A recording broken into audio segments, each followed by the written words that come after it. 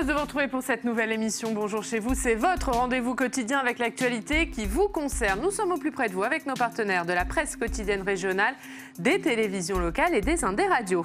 Nous sommes ensemble pendant 1h30 et au menu du jour, le Sénat poursuit l'examen du budget 2020. Après avoir adopté la partie recettes, il s'attaque au budget ministère par ministère. Hier, les sénateurs ont examiné le budget de l'écologie. On en parle avec le sénateur socialiste de Saône-et-Loire, Jérôme Durand. Il est avec nous.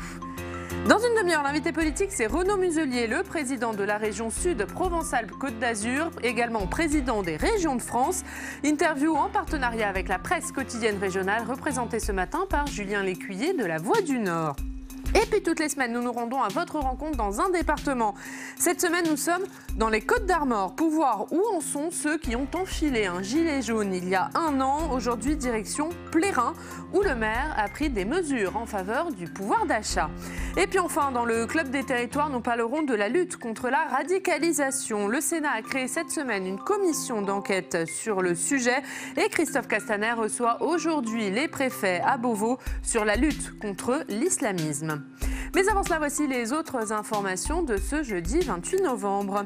Édouard Philippe tente de déminer le terrain sur la réforme des retraites. Le Premier ministre s'est exprimé hier à l'issue du Conseil des ministres.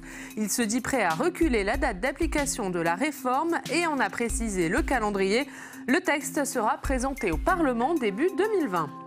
La FNSEA appelle les agriculteurs à cesser leur mobilisation jusqu'au 3 décembre. C'est le jour où ils rencontreront le Premier ministre Édouard Philippe. Hier, les agriculteurs ont été reçus en fin d'après-midi par leur ministre Didier Guillaume suite aux nombreuses mobilisations qui ont eu lieu hier en province et à Paris. Et puis c'est Martine Vassal qui portera les couleurs des Républicains à Marseille. La présidente du département et de la métropole a été investie pour les municipales face à Bruno Gilles, le sénateur qui déclare que le poids du système l'a emporté et annonce qu'il maintient sa candidature. Oui, on débute avec le sénateur du jour. Il est élu de Saône-et-Loire, siège dans le groupe socialiste. Bonjour Jérôme Durand. Bonjour. Merci d'être avec nous ce matin. On va commencer par cette réforme des retraites. Édouard Philippe qui s'est exprimé hier sur le sujet. C'était à l'issue du Conseil des ministres. On va l'écouter avant de vous entendre. Édouard Philippe qui a dit l'universalité, oui, la brutalité, non. C'est la philosophie du Premier ministre. On l'écoute. On ne change pas un contrat social brutalement. Nous allons mettre un terme aux régimes spéciaux.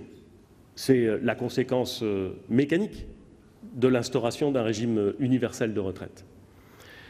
Mais nous ne voulons pas stigmatiser ceux qui s'y trouvent aujourd'hui. Autrement dit, l'universalité, oui, la brutalité, non. Jérôme Durand, on a entendu Édouard Philippe, il maintient le cap, mais pas de brutalité. Est-ce que pour vous, il a réussi à déminer un petit peu? Est-ce qu'il a réussi à faire baisser la tension? On le verra dans les jours à venir, notamment le 5 décembre. En tout cas, ce qui est évident, c'est que la question, c'est pas tellement brutalité ou pas de brutalité, c'est clarté. Et on est dans une forme de confusion qui produit les effets dans le champ social qu'on connaît. C'est-à-dire qu'on nous a dit attention, inégalité, il y a d'affreux privilégiés, et il y a une tentative de diviser la société d'une certaine manière pour faire passer la réforme. Et là, vous n'y voyez toujours pas plus clair aujourd'hui après rien n'est clair. Rien n'est clair. Il y a le fond et la forme. Sur la méthode, on voit bien qu'il y a une difficulté, sinon il n'y aurait pas cette mobilisation syndicale si puissante.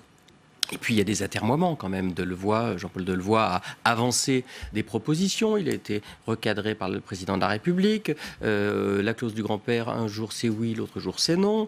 Donc on a quand même une vraie difficulté à comprendre là où le gouvernement veut aboutir. Et puis il y a quand même un sujet de fond, c'est est-ce que cette réforme est utile? Parce qu'il y a quand même de nombreux experts, des responsables politiques, je pense dans ma famille politique à Christian Eckert, qui démontre de manière assez claire et précise que sur le fond, cette réforme n'est pas nécessaire. Parce que les comptes, contrairement à ce que peuvent dire certains scénarios du corps, ne sont pas si dégradés que ça, au contraire. Mais pour vous, les scénarios du corps ne sont pas les bons. Le corps qui, je le rappelle, dit qu'il y aura en 2025 un déficit entre 8 et 17 milliards. Pour vous, ce n'est pas vrai? Si, c'est possible. Mais qu'est-ce que ça représente 8 et 17 milliards par rapport? C'est pas un déficit à combler pour vous? C'est un déficit à combler. Mais la difficulté, tout le monde l'a indiqué, c'est pas un problème de dépenses qui augmente, puisque la part des retraites dans la richesse de la nation va baisser. Donc c'est un problème de recettes. et les choix qui sont faits actuellement par le gouvernement dégradent les recettes. Et par ailleurs, on sait qu'il y a des mannes financières qui seront disponibles en 2025. Notamment sur la dette sociale, il y a au moins 24 milliards qui seront disponibles. Donc, on a la possibilité de faire autrement. Donc, sur le fond... Donc, pas nécessité de travailler plus longtemps pour vous? En tout cas, aujourd'hui, ce n'est pas ce qu'indiquent les chiffres. Et quand on les prend de manière très factuelle, d'autres scénarios sont possibles. Donc, sur le fond, c'est contestable. Et sur la forme, on n'y comprend rien. Donc, forcément, on aboutit à une situation qui est potentiellement explosive. Alors, le Premier ministre qui a précisé un petit peu le calendrier des semaines à venir, finalement, le projet de loi arrivera au Parlement début 2020, alors qu'il parlait plutôt d'une arrivée après les municipales.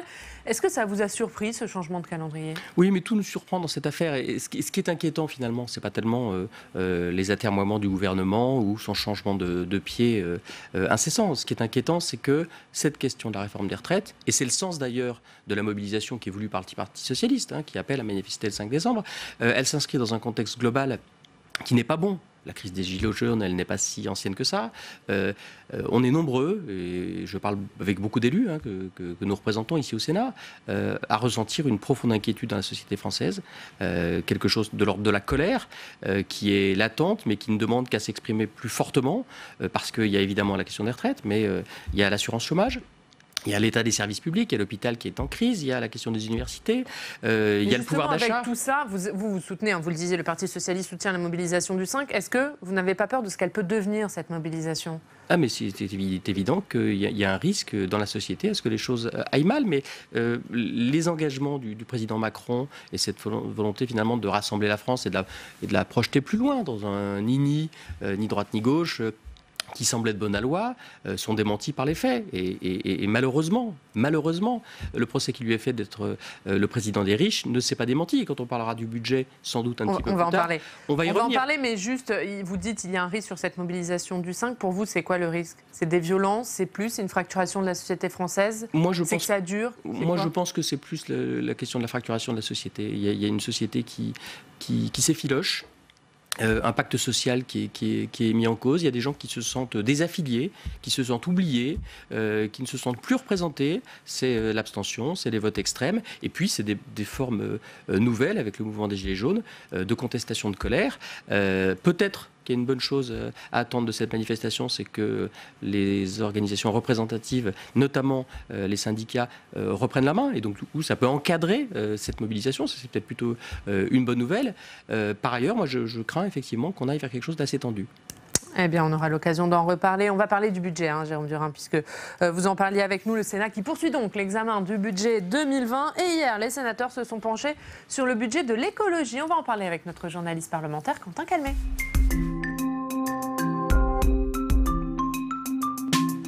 Bonjour Ariane, bonjour Jérôme Durin. Bonjour.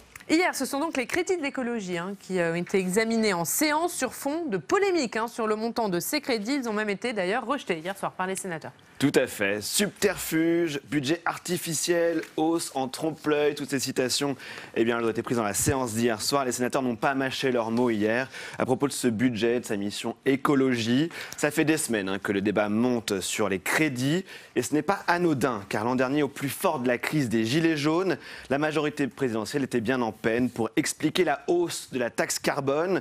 Le fléchage des milliards récupérés par cette taxe n'apparaissait pas et depuis le grand débat est passé par là, le score des écologistes aux élections européennes également.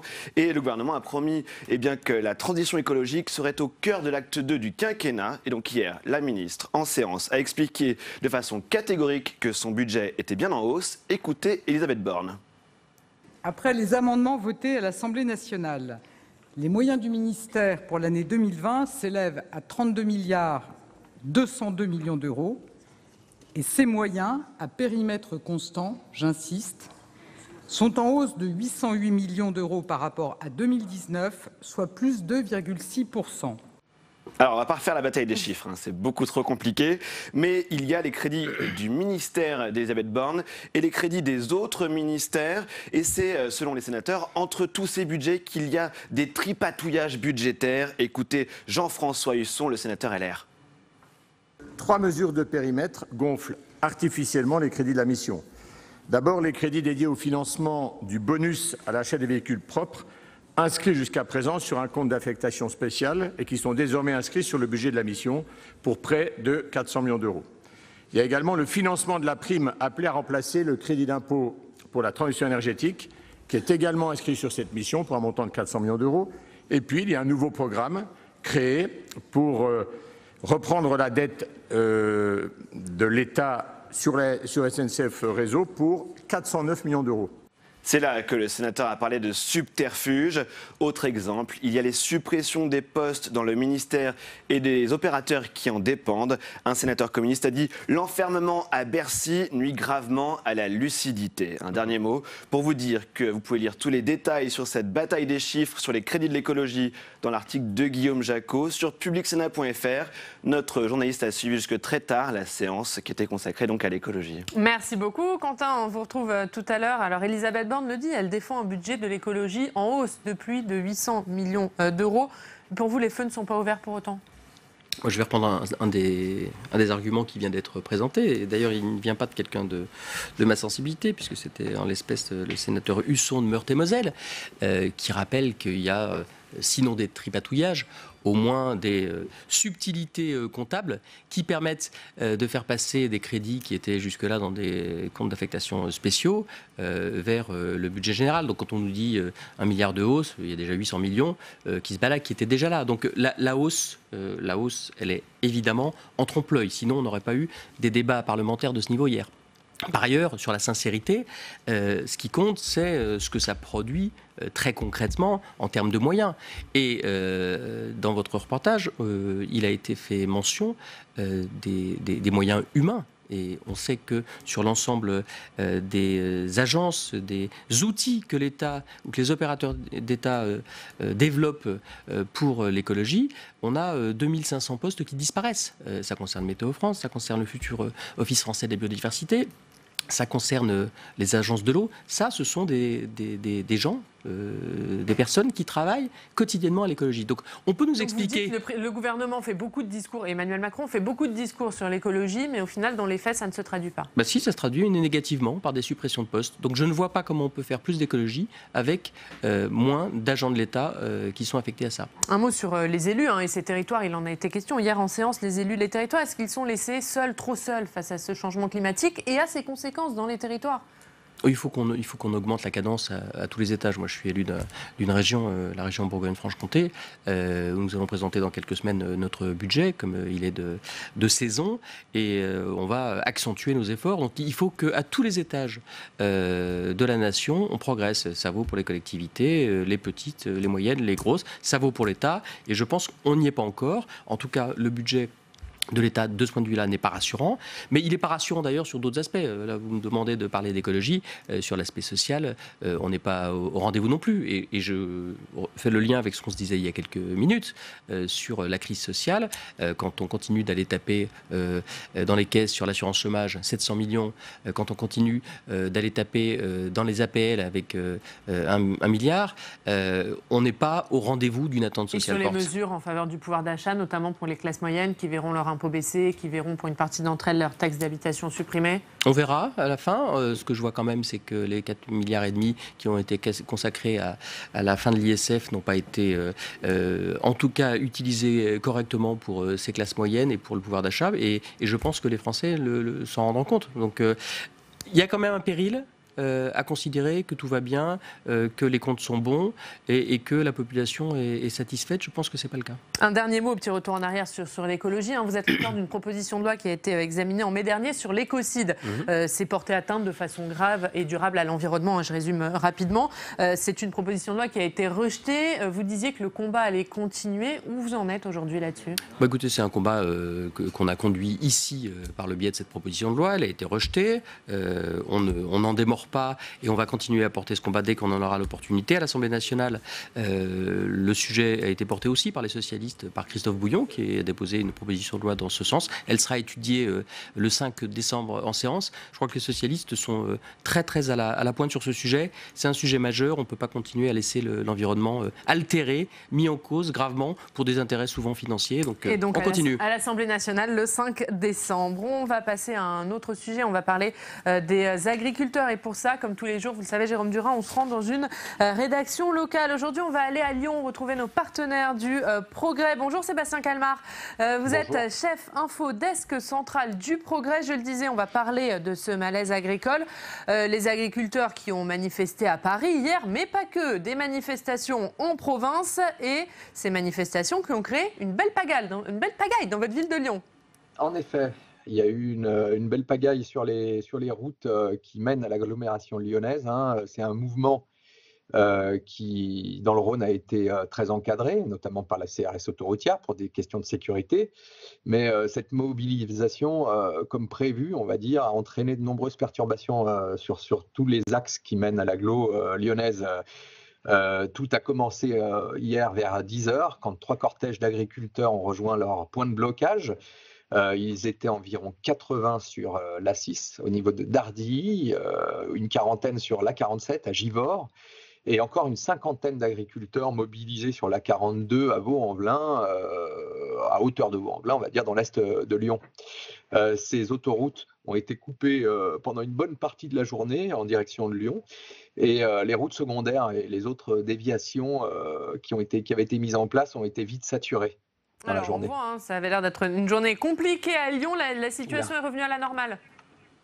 Elle est finalement revenue à la normale, mais bon, il a fallu attendre le milieu de soirée, on va dire, pour que les routes soient complètement dégagées et que la circulation se refasse normalement, donc évidemment avec un peu moins de monde. Mais vers 17h30, ce cortège avait avancé jusqu'à la porte du Val-Vert. Donc la porte du Val-Vert, c'est un grand rond-point qui est situé juste avant le tunnel de Fourvière, dans un endroit très sensible pour la circulation, comme chacun sait, en venant dans le sens de Paris vers Lyon. Et donc à 20h seulement, la FDSEA du Rhône a décidé de lever le blocage et les différents points névralgiques autour de Lyon, en suivant les instructions nationales après la réunion au ministère de l'Agriculture à Paris, donc qui s'est plutôt bien passé. Donc on a attendu le courant de la soirée pour que la situation revienne à la normale.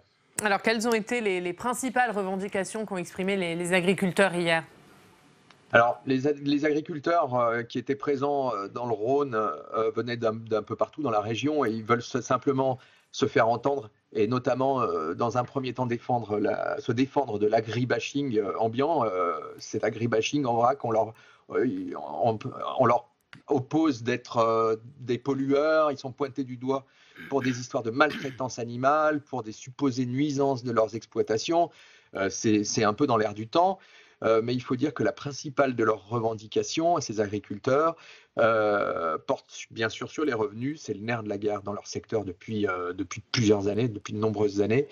Les manifestants, ils avaient notamment en ligne de mire la loi Egalim qui leur avait été présentée comme un gage de revenus décents, sinon équilibré, mais qui n'a selon eux pas eu les effets escomptés un an après l'entrée en vigueur de la loi. L'un de nos journalistes a d'ailleurs rencontré un des manifestants sur la 47 et son témoignage est vraiment emblématique des revendications exprimées hier. Emmanuel Brias a 39 ans, il est producteur laitier à Longes, dans le sud du Rhône. Il travaille avec 3 associés, il dit que son activité n'est plus rentable, donc qu'il ne peut plus investir et donc il n'est plus compétitif. Il demande essentiellement un meilleur partage des marges. Il a peur pour son avenir et il se demande du coup qui va vouloir encore faire à l'avenir ce métier d'agriculteur qu'il aime tant. Eh bien, merci beaucoup Sébastien Calmar d'avoir été avec nous. On va regarder ensemble la une du Progrès ce matin. Manifestation des agriculteurs, colère et blocage. C'est donc à la une de votre journal. Merci d'avoir été avec nous, Jérôme Durin. Comment on répond à cette colère du monde agricole ? Il faut y répondre et il faut la prendre en considération. Moi, je viens d'un département agricole, la Saône-et-Loire, qui produit très bon vin, le poulet de Bresse, et puis qui a des éleveurs de charolais. Je crois qu'il y a 2 éléments. Il y a un élément évidemment financier de revenus, la question des revenus est posée, et puis il y a la question de la considération par la société. Moi, j'invite nos auditeurs à venir voir ce qu'est la réalité de l'élevage dans un département comme le mien. C'est pas des fermes-usines. Vous appelez les Français à arrêter de dénigrer nos agriculteurs ? L'agribashing est insupportable. Et la détresse des agriculteurs, elle se comprend. Enfin, il y a des suicides trop souvent. Il y a des gens qui n'arrivent pas à joindre les 2 bouts. Il y a ce week-end le festival du bœuf à Charolles. C'est emblématique. Je pense que l'ambiance assez mauvaise parce que on peut pas à la fois se battre économiquement pour essayer de sauver ce qu'on peut, avoir des revenus d'ordre de 300-400 euros et en même temps être traité presque de salaud par la société au motif qu'on serait en infraction avec la condition animale, avec le respect dû aux animaux. Ça n'est pas la réalité et il faut que la société, là aussi, se réconcilie avec une agriculture qui n'est pas exemplaire partout, il ne faut pas être naïf, mais qui a fait quand même beaucoup de progrès et qui mérite surtout d'être encouragé. Alors le ministre de l'Agriculture, Didier Guillaume, qui a reçu hier en fin d'après-midi les agriculteurs, leur a annoncé qu'Édouard Philippe les recevrait mardi prochain, le 3 décembre. Selon vous, que doit leur dire le Premier ministre? Est-ce qu'il peut prendre des mesures immédiates? Oui, il faut des mesures. Évidemment, on a eu un épisode de sécheresse cet été. Heureusement, la météo est un peu meilleure. Donc, je pense que de ce côté-là, ça progresse. Mais c'est un problème de long terme. C'est un problème de partenariats internationaux, de partenariats économiques internationaux. Est-ce qu'on a intérêt à sacrifier une partie de notre élevage en allant chercher des produits, par exemple en Amérique du Sud, qui ne sont pas produits dans les mêmes conditions de qualité, de respect dans l'environnement, alors qu'on a des productions de qualité ici? Il y a la question évidemment de l'équilibre économique au sein des filières, et on voit bien que la loi Egalim n'a servi à rien. C'est ce qui se passe en ce moment. Est-ce qu'elle n'a servi à rien ou est-ce qu'il faut attendre un peu pour en voir ses effets? Écoutez, je n'ai pas le sentiment que pour un éleveur charolais qui produit une viande de grande qualité, qui ne peut même pas fixer son prix, c'est-à-dire qu'il donne ses bêtes et ce n'est pas lui qui fixe son prix. Le prix est fixé par l'acheteur. On est dans un circuit économique qui est assez dément. Donc on n'a pas rétabli ça et il me semble qu'il faut revenir sur des mesures structurelles. Il y a les crises du moment, il faut éviter que les agriculteurs n'abandonnent, permettre à certains jeunes de s'installer parce qu'ils sont découragés de le faire, et puis travailler sur le fond, c'est-à-dire l'équilibre des prix pour qu'une production de qualité, ce que c'est aujourd'hui, trouve un revenu et un public qui sait que quand on achète du charolais, on mange un produit de très haute qualité. Allez, Jérôme Durin, on va regarder ensemble la revue de presse de votre département de la Saône-et-Loire. C'est avec Quentin Calmet qui revient.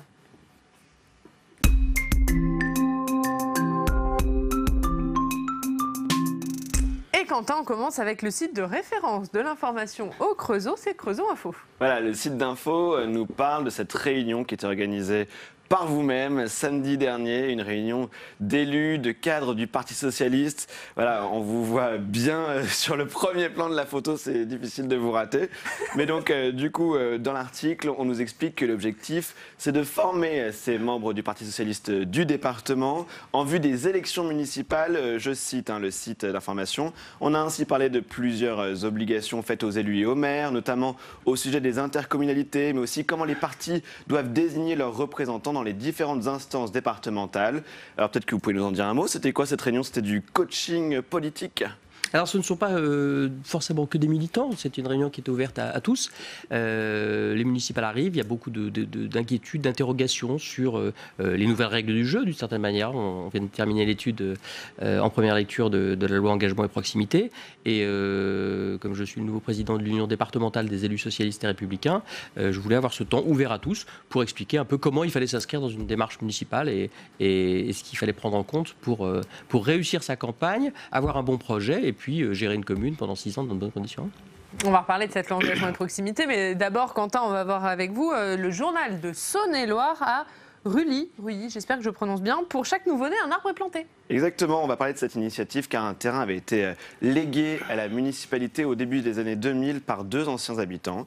Eh bien, un verger a été créé sur cette commune. À chaque naissance, un arbre est planté avec une petite plaque et le nom du nouveau-né. Sur le terrain, 18 nouveau-nés de Rully ont donc chacun leur arbre, nous dit l'article, pommier, poirier, kaki, cerisier.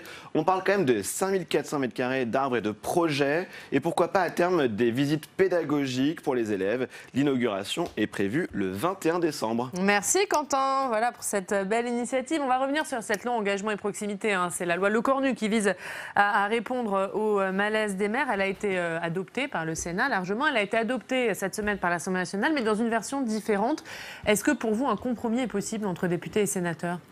On va voir ce qui. Je n'ai pas encore les tableaux comparatifs. Il faut qu'on regarde ce que l'Assemblée a modifié, a amélioré, a changé. Ce qui est important pour nous, c'est de prendre ce qu'il y a de bon dans ce texte. Moi, j'étais l'orateur du groupe pour l'explication de vote finale ici au Sénat. On a dit, c'est un texte qui ne nous satisfait pas complètement. Ça manque de vision à 360 degrés, puisqu'on nous annonce une loi 3D, différenciation, déconcentration, décentralisation, pour 2020. Le premier semestre 2020. Mais finalement, on a un petit bout de loi qui corrige, qui améliore, c'est bon à prendre. Et puis il y a une grande loi qui va arriver, donc il faut qu'on sache un peu sur quel pied danser. Si les modifications qui ont été apportées à l'Assemblée sont de nature à faciliter l'exercice des mandats. Nous, on a beaucoup travaillé sur la question de la parité, sur la question de l'intercommunalité, les conférences des maires. Allons-y. La CMP, alors, pour être conclusive, tant mieux. On aura pris s'il y avait de bon à prendre, sachant que ça ne règle pas tout. Il y a des correctifs. Mais vous avez bon espoir sur cette commission mixte paritaire, sur ce compromis trouvé entre les C'est pas l'alpha et l'oméga de la vie publique locale, cette loi. C'est correctif, c'est pour répondre aux fameux irritants de la loi NOTRe, mais ça ne règle pas tout. Je crois que sur la loi NOTRe, il y a 186 articles et il y en a 10 qui sont concernés dans cette loi engagement et proximité. Donc on ne traite qu'une partie des choses, mais si ça va dans le bon sens, alors on fera preuve de bonne volonté. Les sénateurs socialistes qui préparent un livre blanc sur la gouvernance locale, vous le préparez pour 2020. Est-ce que vous pouvez nous dire en quoi ça consiste et quel en est l'objectif ? Ça vient répondre à ce que je viens de dire à l'instant. C'est-à-dire que nous, il nous semble qu'on n'a pas traité au fond un certain nombre de sujets sur la démocratie locale. Par exemple, engagement et proximité, ça ne dit pas grand-chose de la participation citoyenne. Et c'est un sujet qui est central. On voit que les formes de démocratie représentative qu'on connaît ne suffisent pas à donner satisfaction aux citoyens. Donc là, comment vous avez fait concrètement ? Vous avez envoyé un questionnaire à 800 maires. On a envoyé un questionnaire à 800 maires. On a des réunions de travail un peu partout dans les territoires. Il y en a 6 qui sont prévues. Il y en a déjà eu à Nantes, Villeurbanne. Il y en a une qui a lieu d'ailleurs au Creusot. Il y en a une ce soir à Lille, avec Patrick Caner. Et Patrick Caner vient au Creusot, dans mon département, lundi soir de décembre. Et on continue d'échanger avec les acteurs locaux pour voir un peu ce qu'ils attendent sur la fiscalité locale, sur les conditions de travail dans les intercommunalités, sur la gouvernance, tous ces sujets qui font la qualité de la démocratie locale. Et on veut être assez innovant, et je pense qu'on aura des propositions assez innovantes dans ce livre blanc pour aller beaucoup plus loin que les textes un peu correctifs. Qui sera présenté en milieu d'année. On va pas après les municipales. Après les municipales. D'accord, bien, vous reviendrez nous en parler. Volontiers. Merci beaucoup, merci d'avoir été avec nous ce matin. On va continuer à parler de collectivités, d'élus, puisque l'invité politique, c'est Renaud Muselier, le président de la région Sud Provence-Alpes-Côte d'Azur et nouveau président des régions de France. On parlera bien sûr avec lui des élus, des régions et de l'actualité de Marseille. Actualité chargée. Mais d'abord, on va regarder un extrait des questions d'actualité au gouvernement. Elles ont lieu, vous le savez, tous les mercredis au Sénat. L'occasion hier pour le Sénat de rendre un nouvel hommage aux 13 soldats français qui ont été tués au Mali lors d'une opération de combat contre les djihadistes. On va regarder cet hommage. C'était à l'occasion d'un échange entre le sénateur Alain Richard et le Premier ministre.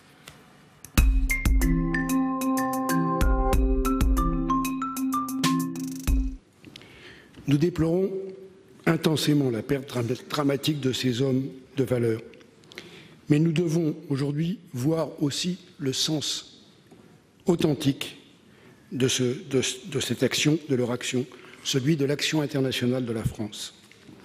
Il est important que vous redisiez aujourd'hui devant le Sénat, Monsieur le Premier ministre, les actions déjà menées par nos forces contre nos ennemis dans le Sahel, le concours que nous apportent les nations partenaires et la coopération développée avec le Mali et ses voisins pour construire la paix dans cette région qui importe tant à notre sécurité.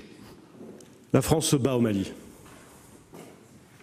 Plus exactement, comme j'ai souvent l'occasion de le dire la France se bat au Mali, c'est dire en vérité des hommes et des femmes se battent au Mali, pour la France, pour y défendre sa sécurité, pour garantir la stabilité d'États amis, alliés et partenaires.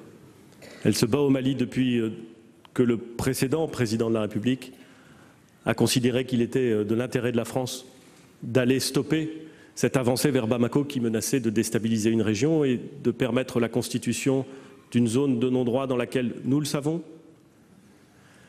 des groupes armés terroristes se seraient organisés afin de pouvoir ensuite déstabiliser pas seulement la région, mais notre pays, y compris par des actions terroristes. Des hommes et des femmes se battent donc au Mali, d'abord dans le cadre de l'opération Serval, puis dans le cadre de l'opération Barkhane. L'honneur d'une démocratie, c'est de faire en sorte que le pouvoir politique choisisse d'engager des troupes sur un théâtre d'opération étranger lorsqu'il considère que c'est nécessaire. C'est une lourde responsabilité et elle a été lourde pour tous ceux qui ont exercé ces choix. L'honneur d'une démocratie, c'est aussi de dire la fierté que représentent pour nous tous ces hommes et ces femmes, Et j'ai bien conscience, Monsieur le Président, qu'en disant ces mots, je suis un peu maladroit. Mais je peux vous dire, mesdames et messieurs, que je suis infiniment admiratif et que nous sommes tous infiniment admiratifs de ce qu'ils font sur place.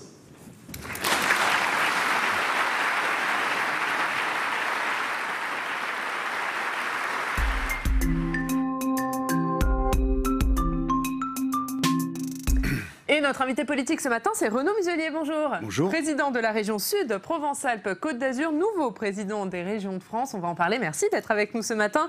Vous êtes avec nous pendant 25 minutes pour une interview en partenariat avec la presse quotidienne régionale, représentée par Julien Lécuyer de La Voix du Nord. Bonjour Oriane. Bonjour Julien. Bonjour. On va commencer en parlant du Mali. Renaud Muselier, 13 soldats français tués lundi au Mali dans une opération nocturne, opération de combat contre des djihadistes.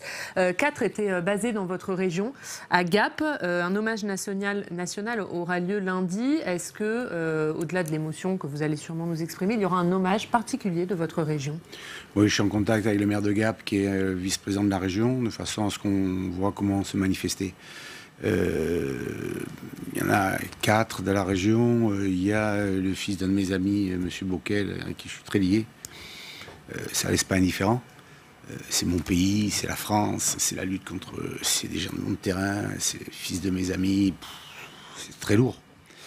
Maintenant, il faut, quand on voit la dignité de ces familles, les propos tenus par Jean-Marie, il faut être à la hauteur de cette dignité, de cette compassion et de cette empathie, mais aussi digne et responsable, et pas tout mélanger dans cette émotion. Concrètement, il n'est pas temps de s'interroger sur la présence de la France au Mali?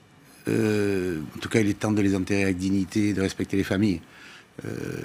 Mais vous avez été secrétaire. Nous sommes en guerre contre une armée idéologique qui nous gangrène, contre la volonté d'individus qui veulent détruire notre société, notre civilisation, voire les autres aussi, celle des Africains. Et donc ce combat est d'une complexité absolue et nous devons le mener. Vous dites nous, mais c'est, en fait, on se sent un peu seul concernant ce combat. La France est trop seule, non? On rappelle que vous avez été secrétaire d'État aux Affaires étrangères. Vous connaissez bien ce sujet. Je connais bien ces problèmes de multilatéralisme et d'intervention militaire. Il y a peu d'armées au monde capables de faire ça, en plus dans une zone francophone. L'Afrique francophone, c'est quand même notre territoire naturel et les Maliens sont des amis. Donc il est tout à fait normal et légitime que nous pilotions avec nos hommes les combats là-bas, la lutte armée, mais nous devons avoir les soutiens de nos partenaires européens. Allez, on va passer à un autre sujet, c'est la réforme des retraites. Édouard Philippe qui s'est exprimé hier sur cette réforme à l'issue du Conseil des ministres. Oui à l'universalité, non à la brutalité. Le Premier ministre qui se dit prêt à décaler l'application de cette réforme, mais qui en même temps avance son examen au Parlement. Est-ce que vous y voyez plus clair? Non. Non, je crois que là, le fond du problème est important. Il faut traiter le problème des retraites. Bon, on va avoir une manifestation très importante qui est programmée depuis un moment, le 5 décembre. Que vous redoutez, cette mobilisation? Vous redoutez de ce qu'elle peut devenir? Bien sûr, à partir du moment où on voit qu'il y a un pays qui bout et qui est susceptible de se radicaliser dans des démarches de personnes manifestants qui se sentent, à tort ou à raison, désespéré, je suis toujours inquiet. La manifestation c'est un signe de mécontentement. Et j'ai toujours peur des dérapages. On a pu les voir avec les gilets jaunes, de braves gens qui sont après. Bon. Donc on se retrouve dans une situation là qui est quand même paradoxale. C'est-à-dire que ceux qui vont manifester hier, qui ont manifesté les agriculteurs, ils ont des retraites combien, 300, 400 euros. Ils sont les méprisés de la République. Et ils sont sur le banc de toutes les critiques. Et on a des gens qui partent à 53 ans en face avec des retraites, je ne dis pas confortables, mais qui sont quand même beaucoup. Donc tout ça fait en sorte qu'on ne voit plus rien, qu'on ne comprend pas l'explication de texte. Et quand on ne comprend pas l'explication de texte dans un pays qui est irrité, voire irritable, voire une tendance révolutionnaire, il faut faire attention. Il y a le spectre de 1995 qui rôde toujours pour les retraites. Est-ce que vous dites au gouvernement qu'il faut absolument tenir? Je dis au gouvernement qu'il faut trouver des choses qui sont simples à expliquer.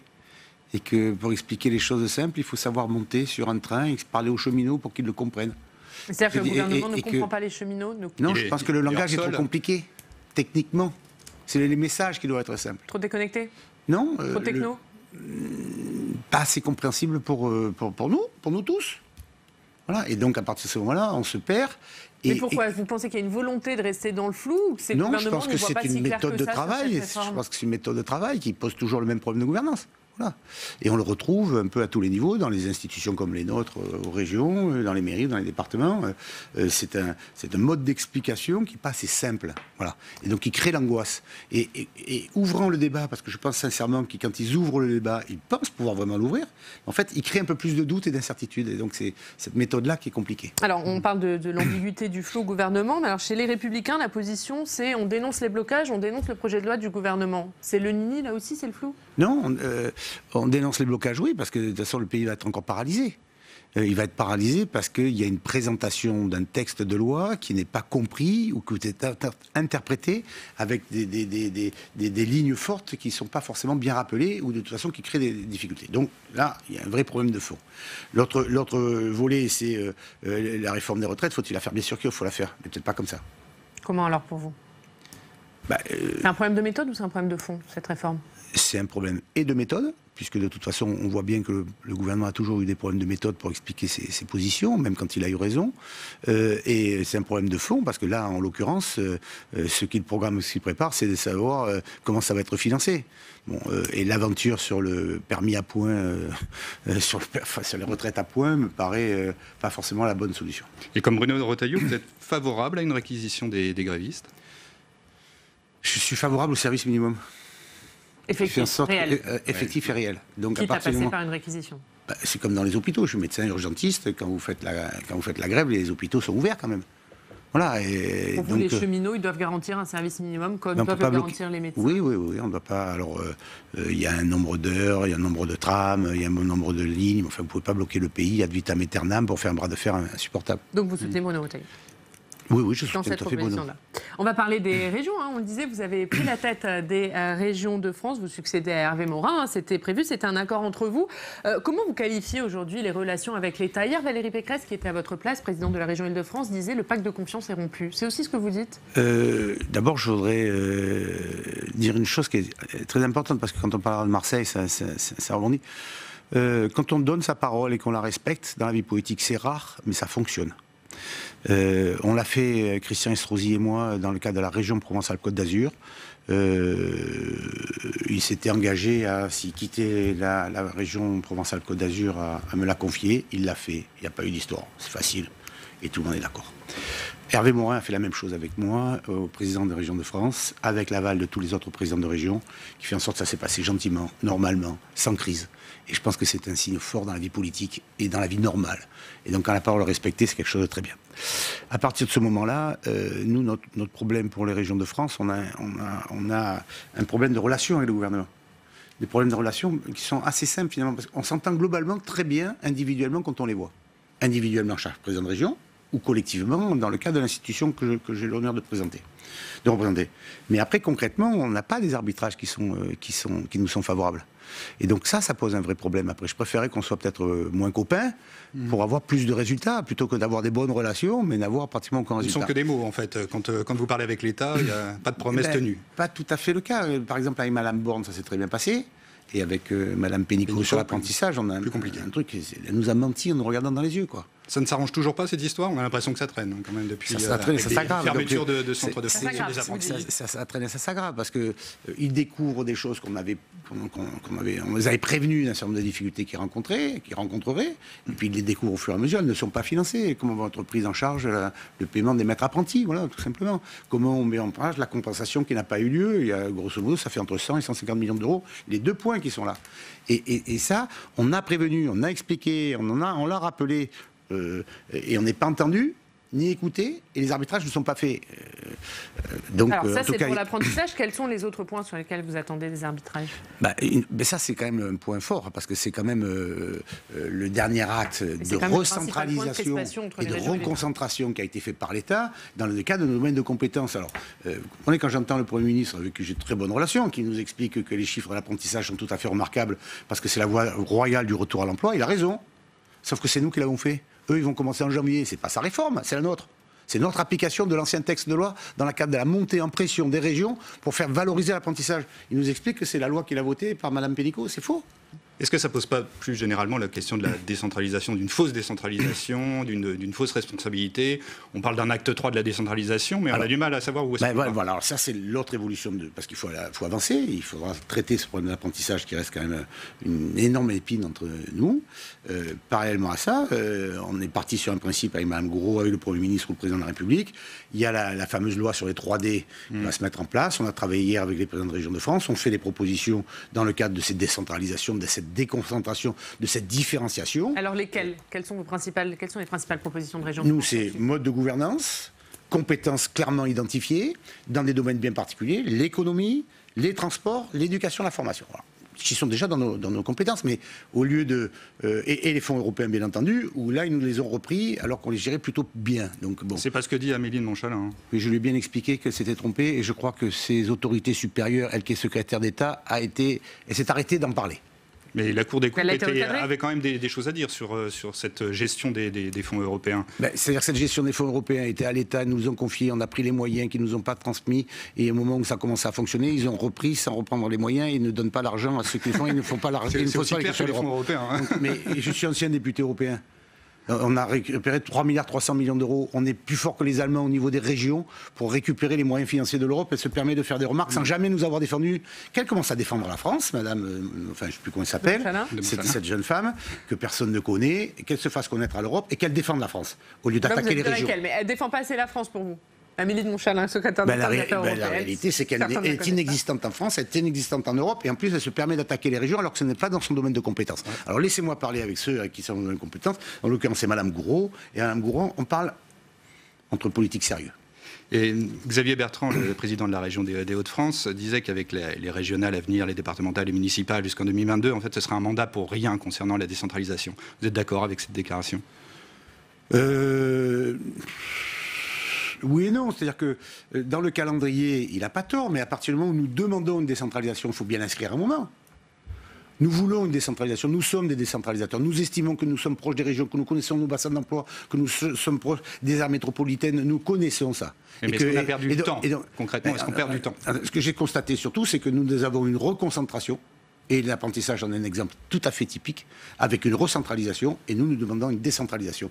Le gouvernement veut y aller aujourd'hui, allons-y. Mais est-ce qu'il veut y aller avec justement une certaine prudence par rapport au fait que, jusqu'à maintenant, on a eu plutôt un schéma inverse. Mais selon vous, qui discutez avec lui, il veut aller jusqu'où? Est-ce qu'il est prêt à un nouvel acte de décentralisation, écoutez, comme ça a été le cas avec Gaston Defferre, avec Jean-Pierre Raffarin? Est-ce qu'il est prêt à un acte de décentralisation? Je parlais à Marseille, exactement. Donc je suis un fils de la décentralisation, moi. Il nous propose de la coécrire. Donc on va voir. Je ne suis pas négatif a priori, mais je suis négatif avec les gens que nous connaissons, que nous rencontrons et qui nous ont menti. Voilà. Et d'autres qui nous tendent la main, avec qui nous avons de bonnes relations et qui nous demandent de continuer. Donc on veut des arbitrages. Donc aujourd'hui, vous restez méfiant avec l'État, méfiant avec l'exécutif? On essaie de rebâtir une démarche de confiance, puisque nous sommes rentrés dans la défiance. Et donc, la défiance. Vous avez l'impression que les choses ont changé entre le début du quinquennat et le moment où vous avez créé Territoire Uni, avec les départements, les choses ont changé, les maires, et aujourd'hui, ça a changé. Ils ont réussi à fédérer Territoires Unis à Marseille, d'ailleurs, c'est-à-dire les départements, les mairies et les régions, ce qui était du domaine de l'impossible. Respect, chapeau l'artiste. C'est quand même une chose incroyable. Et finalement, c'était avant les Gilets jaunes. Donc cette méthode-là, on voit bien que finalement, à un moment ou à un autre, le fait de ne pas parler aux corps intermédiaires, qui leur tendent la main d'ailleurs, parce que nous ne sommes pas des adversaires politiques. Nous voulons la réussite de notre pays, mais nous voulons la réussite de nos territoires. Est-ce que les leçons ont été tirées selon vous? Est-ce que vous sentez plus d'écoute ou pas? Ou est-ce que finalement il y a rien à changer? Moi je sens l'écoute, je veux le résultat. On a bien compris. On va parler de votre région. Avant de parler des municipales à Marseille, un mot sur les inondations, les terribles intempéries qui ont frappé votre région samedi. 4 morts, particulièrement dans les Alpes-Maritimes, dans le Var. Vous parlez du bilan humain qui est évidemment terrible. Est-ce que vous avez un chiffrage des dégâts? Est-ce que la région a pu chiffrer ces dégâts? Non, c'est trop tôt. Ce que je peux constater, c'est que nous avons été bien touchés dans d'autres, notamment en 2015. Nous avons structuré les mêmes problèmes d'inondation. Nous avons structuré nos systèmes de défense, qui fait en sorte que État, région, département, intercommunalité et ville ont été parfaits. Ça s'est très bien passé, les évacuations, les mises en sécurité, même s'il y a 4 morts, c'est toujours beaucoup trop. Néanmoins, les gens sont restés chez eux, etc. Parallèlement à ça, on a un constat clair, hein, ils avaient un territoire, comme notamment sur Argence, ils ont été inondés 8 fois en 10 ans. Donc il y a quand même un problème sur cette rivière. Il y en a une autre qui a le même problème. Donc il y a 2 axes centraux qui posent de réelles difficultés. Mais plus largement, M. Muselier, avec les changements climatiques qu'on nous pronostique, est-ce qu'il n'y a pas des règles à changer? Est-ce qu'il y a à craindre que des épisodes tels que ceux qu'on reproduisent? Bien sûr, donc d'où l'importance de mettre en place... Alors, nous, on a mis en amont pour qu'il y ait les meilleures sécurités possibles. En aval, on a débloqué avec la région un fonds de solidarité par commune touchée de l'ordre de 500 000 € de façon à accélérer le dispositif, plus une aide au chiffre d'affaires des entreprises qui sont impactées de façon à ce qu'elles ne tombent pas en banqueroute ou en faillite à cause de ce désastre. Les assurances privées feront le fonctionnement pour les propriétaires. Mais ça, c'est après coup, monsieur Muselier. C'est important. Mais les règles d'urbanisme, celles qui font qu'on se retrouve... Là, j'allais aller dans l'urgence, parce qu'aujourd'hui, les règles d'urbanisme pour l'entreprise qui perd son chiffre d'affaires, c'est très important. C'est pas le même problème. Là, on voit bien qu'on est contraint par un certain nombre de choses. Tout ce qui a été fait dans le passé, les nouvelles législations et les plans qui sont votés pour améliorer. Et on se retrouve là, un moment où l'administration nous empêche de mettre en place dans la défense environnementale des moyens financiers qui sont développés. Donc il y a effectivement une harmonisation à faire entre les plans environnementaux de lutte contre l'hyperdensification urbaine dans des territoires agricoles et en même temps la défense environnementale qui bloque ces plans votés et financés. Et là, il y a un problème de cohérence. Ouais, c'est ça. Exactement. Allez, on va se rendre à Marseille, dans votre région. On va retrouver nos partenaires de la Provence. Guillaume Ricavi, bonjour. Vous êtes le directeur des rédactions de la Provence. Merci d'être avec nous en direct depuis Marseille. Vous allez bien sûr nous parler de cette actualité politique, cette actualité municipale à Marseille, puisque ça y est, les Républicains ont désigné leur candidat et c'est Martine Vassal qui a été choisie. Vous avez une question à ce sujet, Guillaume? Oui, une question pour Renaud Muselier, effectivement, puisqu'il y a cette décision de nomination, de désignation de Martine Vassal hier. Renaud Muselier, vous vous positionnez comment maintenant que le choix a été fait dans votre camp? On sait que vous êtes un proche de Bruno Gilles. Est-ce que vous allez désormais faire campagne pour la candidate investie par votre famille politique, c'est-à-dire Martine Vassal? Je salue ma famille politique qui, autour de Christian Jacob, Éric Ciotti, Gérard Larcher, a essayé en permanence de trouver un message d'unité dans la ville de Marseille. On a réglé le problème à Paris, on a réglé le problème à Nice, c'était pas le plus facile, et on se retrouve dans un conflit à Marseille qui est absolument incroyable. Et là, on a ouvert un truc qui est fou, quoi. Nos 2 candidats ne veulent pas s'entendre, ne peuvent pas s'entendre. C'est quand même le fruit du non-respect de la parole donnée qui crée des conséquences très importantes. Jean-Claude Gaudin avait promis à Martine Vassal la métropole et le département, qu'elle a eu, et avait promis à Bruno Gilles la ville de Marseille. Et comme il n'y a pas eu la fusion métropole-département, on dit à Bruno, maintenant tu sors, et c'est Martine qui arrive. On ne peut pas gagner avec 20% des voix. Et donc aujourd'hui, moi, je vais être un militant pour essayer de trouver une solution dans le cadre du partage. Ce qui était proposé par M. Jacob, par M. Larcher, par moi-même, c'est que Bruno prenne la ville et que Martine garde la métropole. Aujourd'hui, ce n'est pas le cas. Très bien. La décision qui est prise, je la regarde en disant, mais c'est un pari un peu fou que prend notre famille politique, parce qu'on se retrouve dans une situation où là, clairement, on a désigné Martine Vassal comme l'héritière. L'héritière de Jean-Claude Gaudin. De Jean-Claude Gaudin. Donc l'héritière d'un système. Et Bruno est donc, de fait, clairement désigné comme la rupture. Et moi, j'ai toujours dit ni système ni extrême. C'est ça la difficulté qu'on rencontre à Marseille. Si vous m'expliquez qu'à Marseille, que tout va bien, vous y êtes. On a eu un mois de novembre épouvantable. Entre l'anniversaire de la rue d'Aubagne, entre la Chambre régionale des comptes, entre les films, les livres qui sortent, l'état des lieux de la ville. L'héritier se met dans une situation très difficile. Et là, j'en appelle à la responsabilité de nos amis politiques, mais je ne vois pas comment ça va s'arranger. Mais de qui est-ce que là... Mais Martine doit partager. Bruno voulait partager. Donc c'est à elle qui a été désignée de se retirer et de laisser non, je ne dis pas de se retirer, c'est que maintenant. Gilles. Mais c'est pour ça que maintenant. Ils doivent s'entendre, c'est ça que vous voulez dire. Mais si vous n'entendez pas, vous êtes désunis. Mais est-ce que c'est pas Bruno Quand nous Gilles avons gagné avec Jean-Claude Gaudin à la ville, quand on s'entendait bien, on gagnait avec 38% des voix. On faisait entre 4 à 5 mairies de secteur. Dans les 4 à 5 mairies de secteur, on a toujours gagné, Bruno Gilles et moi, dans le 4e secteur, face notamment à Jean-Noël Guérini, en frontal. Et on avait à peine une majorité. S'ils se battent, ces deux-là, comment ils vont faire ? Comment ils vont faire pour garder la ville ? Et donc, l'enjeu aujourd'hui, c'est simplement de dire comment elle peut ne pas être l'héritière en partant avec les mêmes, positionnés, aidés par Jean-Claude, imposés par Jean-Claude, en prenant les mêmes sortants sur ces listes municipales, les mêmes têtes de liste. On est dans le système. Donc vous dites qu'il faut tourner la page Jean-Claude Gaudin à Marseille et ça ne passe pas par Martine Vassal. C'est pas que ça ne passe pas Martine Vassal, c'est aujourd'hui dans cette situation-là, c'est pas que. C'est pour ça que je suis dans l'unité. Quand j'ai dit ici, sur ce plateau, il y a 2 mandats de trop. C'est qu'il y en a quand même 2 qui ont été bons. C'est très longtemps. Mais là, on ne peut pas dire que tout va bien quand même. Que Martine Vassal, ça va être le 3e mandat de trop de Jean-Claude Gaudin. Si elle s'inscrit dans l'héritage, elle est mécaniquement prise par la mécanique. C'est obligé, c'est obligé. Elle est désignée en tant que telle, ça va être la cible de tout le monde. Comment peut-elle développer un programme en étant l'héritière ? Elle y était depuis toujours.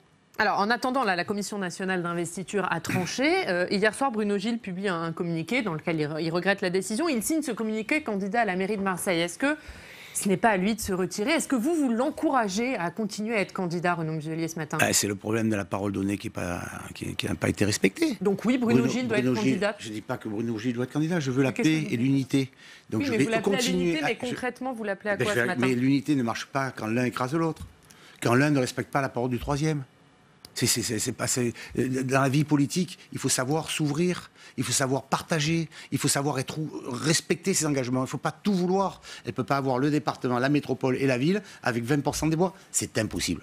Dans une ville qui a autant de difficultés. Donc vous dites Martine Vassal doit laisser la mairie derrière moi, en tant que président de région, je travaille avec mes différentes métropoles. Je vois bien comment ça se passe avec Nice ou Toulon, ça se passe très bien. Même avec Avignon, ça se passe très bien. Je vois bien les difficultés que je rencontre avec la ville de Marseille, où je n'ai pas la consommation de mes fonds, la désorganisation structurelle de la ville, l'inefficacité des services. Monsieur, n'arrive pas à récupérer les fonds européens. La question est à peu près claire. On risque d'avoir une campagne avec 2 candidats, finalement, avec l'étiquette Les Républicains, Martine Vassal, Bruno Gilles. Qui allez-vous soutenir? Mais pour l'instant, je vais tout faire pour qu'ils ne se présentent pas tous les deux et qu'ils trouvent une solution avant. Et aujourd'hui, on voit bien que Mais pour vous, l'investiture, c'est pas une solution. Ce qui a été tranché hier, c'est pas une solution. Non, je pense. Ça, je l'ai dit toujours depuis le départ. Il fallait. Donc ça sert à rien finalement. D'ailleurs, ma famille politique a dit la même chose. Ma famille politique, avant le vote, disait la même chose. Les responsables politiques ont dit il faut trouver une solution. La solution n'a pas été trouvée. Il fallait à ce moment-là voter. C'est elle qui a gagné. Très bien. Mais est-ce que c'est la bonne solution pour Marseille, pour les Marseillais, de la désigner comme héritière d'un système défaillant? Je ne crois pas. Donc qu'on soit clair ce matin, vous encouragez Bruno Gilles à poursuivre sa campagne sur le terrain. J'encourage à l'unité parce que nous allons perdre cette ville, ni système ni extrême. Je suis toujours dans la même logique. Et vous dites là, il y a un risque que la droite perde Marseille. Là, on est dans un système qui est désigné par ma famille politique. Ça ne me convient pas. Et je suis dans une démarche où je ne veux pas que cette ville soit ingouvernable. Il y a 8 mairies de secteur, qu'on fasse un 3-3-2, un 3-2-1, ce qui rendra la gouvernance de la métropole impossible dans un territoire où il y a autant de difficultés. Vous ne croyez pas à la possibilité d'une rupture par Martine Vassal par rapport même au bilan de Jean-Claude Gaudin? Hier, elle nous a expliqué que Jean-Claude est venu exprès en voiture pour présenter Martine, sa candidate. Elle assume la totalité de l'héritage. Et quand il y a la Chambre régionale des comptes qui pose son avis particulièrement négatif sur la ville, ils défendent, ils ne font même pas, ils sont dans le déni. Mais les Marseillais, ils en sont conscients. Hein. Bon, clairement, ce matin, Renaud Muselier, vous restez sur votre position, cette double investiture. Martine Vassal doit garder le département et la métropole, et Bruno Gilles doit être investi candidat à la mairie de Marseille. Vous n'avez pas changé d'avis? Non, je ne suis pas investi, elle est investie. Donc ça, c'est ma famille politique qui en est. Oui, et donc, il faut qu'ils arrivent à trouver une solution, et je vais continuer à essayer de trouver une solution en ce sens. Je ne suis pas sûr qu'ils puissent m'écouter. Est-ce que Martine Vassal, elle est prête au dialogue? Bien sûr que non. Elle aurait été avant, ça aurait été réglé. Bon, donc clairement, on est toujours dans une impasse. Vous parliez de ce rapport de la Chambre régionale des comptes. Hein. Il en a été beaucoup question, notamment d'un conseil municipal assez agité lundi. Guillaume Ricavi, on va vous retrouver. Hein. Marseille, vous avez une question là aussi sur ce sujet. Oui, effectivement, vous le disiez, il y a eu ce rapport de la Chambre régionale des comptes qui a été accablant pour la gestion de la ville de Marseille. 8 heures de débat lundi. Et hier, c'est cette Chambre régionale qui a de nouveau organisé une conférence de presse pour apporter sa vérité, ses réponses. Vous, Renaud Muselier, est-ce que, comme des membres de la majorité, vous accusez la Chambre régionale des comptes d'avoir fait un travail impartial et pas forcément objectif ? Bon, pas du tout. Moi, je suis dans une démarche tout à fait inverse. Je respecte mes institutions. La Chambre régionale des comptes est là pour nous contrôler conformément à la loi. Et je suis même très surpris de la réaction de Jean-Claude Gaudin, qui a été sénateur, vice-président du Sénat, ministre, maire, qui dit qu'il va attaquer en justice la Chambre régionale des comptes, alors qu'il n'y a aucun lien dans le cadre de cette démarche juridique. Il ferait mieux, plutôt que de jouer sur l'accablement en disant que c'est une institution au service du peuple de gauche parce que l'ancien président de la Chambre des comptes était avec M. Hollande. La réalité, c'est que son bilan est défaillant. C'est le fameux héritage dont vous parlez et qui va plomber la campagne de Martine Vassal, c'est ça ? Je crains que oui. Et puis, vous savez, on fait le jeu des extrêmes quand on critique les institutions. C'est ça qui ne me plaît pas. On a un devoir de responsabilité, un devoir moral dans le cadre de nos responsabilités politiques et publiques. Donc vous dites qu'avec son attitude sur ce rapport, Jean-Claude Gaudin fait le jeu des extrêmes. Mais bien entendu. Bien entendu. D'ailleurs, vous n'entendez jamais parler des extrêmes à Marseille en ce moment. C'est du pain béni pour eux. On a des responsables politiques qui sont là depuis près de 25 ans et qui sont dans un déni. Puisque quand on fait malheureusement l'anniversaire de d'Aubin, la plaque, on la met dans le bureau du maire, quoi. On ne peut plus sortir la mairie. Bon, donc, et là-dedans, on met dans un dispositif derrière, la Chambre régionale des comptes arrive, elle me contrôle moi aujourd'hui, je fais des trucs, il ne me semble pas qu'à la région, j'ai un tel désastre dans le rapport de la Chambre régionale des comptes. Il faut tenir compte des valeurs institutionnelles. On ne peut pas défendre la République et en même temps la critiquer. On ne peut pas dire en même temps qu'on est élu et refuser les lois et les textes. On ne peut pas gérer des responsabilités et refuser sa responsabilité quand il y a un effondrement en disant que l'immeuble qui tombe, c'est la pluie. Enfin, vous croyez que les gens sont dupes de ça ? En tout cas, moi, je ne peux pas l'accepter. Et Jean-Claude Gaudin n'a pas assez assumé ses responsabilités ? Et Jean-Claude Gaudin, c'est après lui le déluge, c'est le cas de dire. Un dernier mot, puisque vous parlez des extrêmes. Est-ce que pour vous, aujourd'hui, vu la situation à Marseille, le Rassemblement national peut remporter la ville en mars prochain ? Ni système ni extrême. Aujourd'hui, on est rentré dans le système. J'espère qu'on ne sera pas demain dans les extrêmes. Donc il y a un risque ? À partir du moment où vous avez les insoumis qui ne représentent plus grand-chose à Marseille, mais qui sont là. La gauche qui n'arrive pas à s'unir, mais qui est là. Les Verts, qui n'ont jamais fait montrer leur preuve dans quoi que ce soit, mais qui sont présents. Que vous avez En Marche, qui n'a toujours pas désigné son candidat. Que nous en avons 2 maintenant des candidats. Et que Ravier, en tant que sénateur, maire de secteur, se positionne tranquillou sans bouger, je peux quand même m'inquiéter un peu pour la suite. Quand même. On est en train de faire tourner une machine à perdre, en fait. C'est ça que vous voulez dire du côté des Républicains ? Je pense que hier, on a tous perdu. Les Marseillais en tête.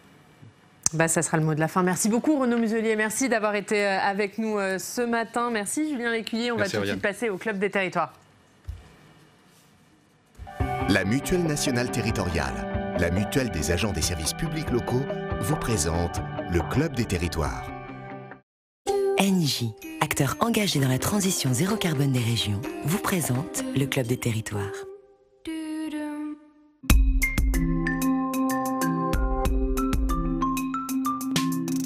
La presse quotidienne régionale et les télévisions locales vous présentent le Club des Territoires. Le Club des Territoires en partenariat avec la presse quotidienne régionale, les télévisions locales et les Indes radios. Aujourd'hui avec la bande, nous parlerons de la réforme des retraites. Édouard Philippe qui s'est exprimé hier, mais les choses sont-elles plus claires? Pour autant, nous en débattrons et puis on parlera de la lutte contre la radicalisation. Christophe Castaner qui reçoit aujourd'hui les préfets à Beauvau sur la lutte contre l'islamisme et puis le Sénat qui a créé une commission d'enquête sur la lutte contre la radicalisation islamique. On parlera donc de tout ça. Mais d'abord, c'est l'heure de notre reportage en région. Allez à votre rencontre parce que l'actualité, ça se passe chez vous. Toute la semaine, vous le savez, nous sommes dans les Côtes d'Armor pour voir ce qui a changé 1 an après le début du mouvement des Gilets jaunes. Aujourd'hui, nous allons à Plérin où le maire a pris des mesures en faveur du pouvoir d'achat, mesures pour les employés municipaux. On voit ce reportage de Cécile Sixou et Jonathan Dupriez.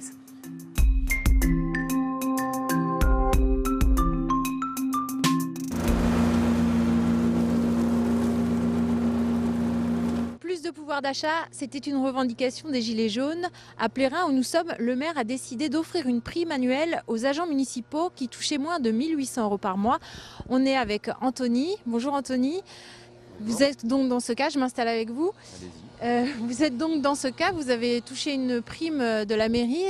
Vous avez reçu une lettre. Est-ce que vous pouvez me lire cette lettre que vous avez ici avec vous ? Alors oui, tout à fait. Donc l'objet de la lettre, versement de la prime de soutien au pouvoir d'achat.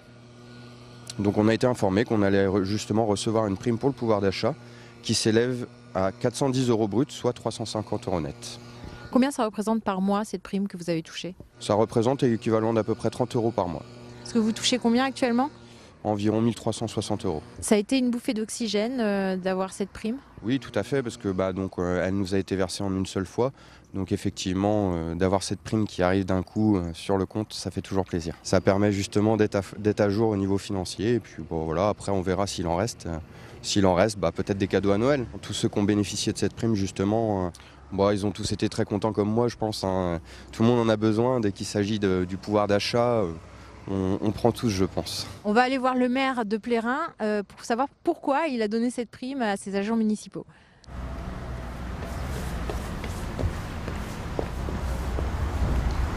Bonjour Monsieur Cardraon. Bonjour, bienvenue. On vient de voir un de vos agents municipaux qui a touché cette prime. Pour vous, quel a été le déclic pour mettre en place cette prime ? Le déclic, ça a été le mouvement des Gilets jaunes en décembre de l'année dernière.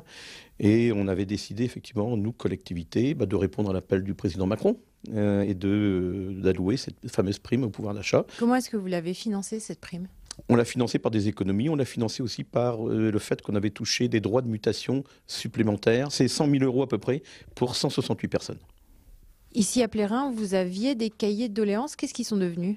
Un an après, on peut dire que les demandes initiales des Gilets jaunes, je pense notamment tout ce qui tourne autour du pouvoir d'achat, les questions sont toujours restées en suspens. Il n'y a pas de réponse positive à leurs demandes.